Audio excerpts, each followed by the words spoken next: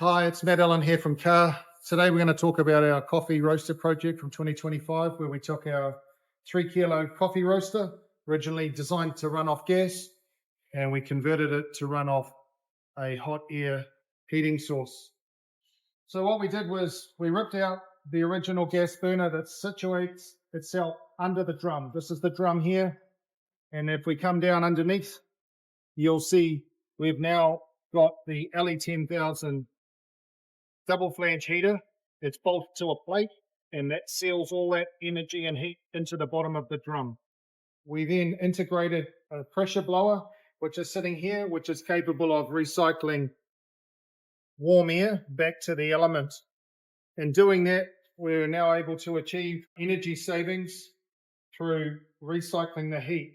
When we did our testing, we found that the temperature coming off the cyclone here originally was 180 degrees. We've then added the heat exchanger. Again, this was produced by Glenside Engineering.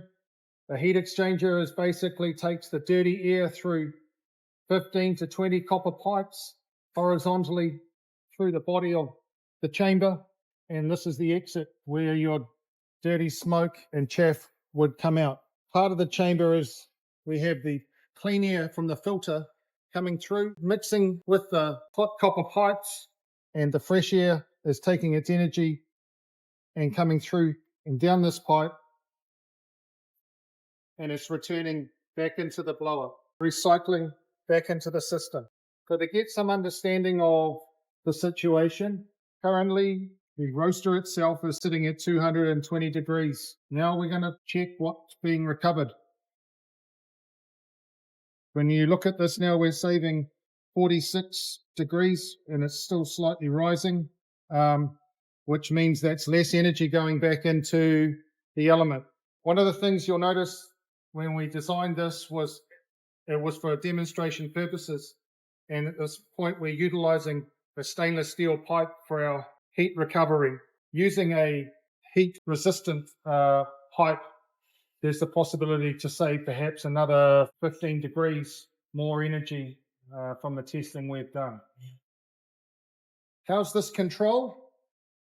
Over here on the side we have the frequency converter that's set up to run the blower.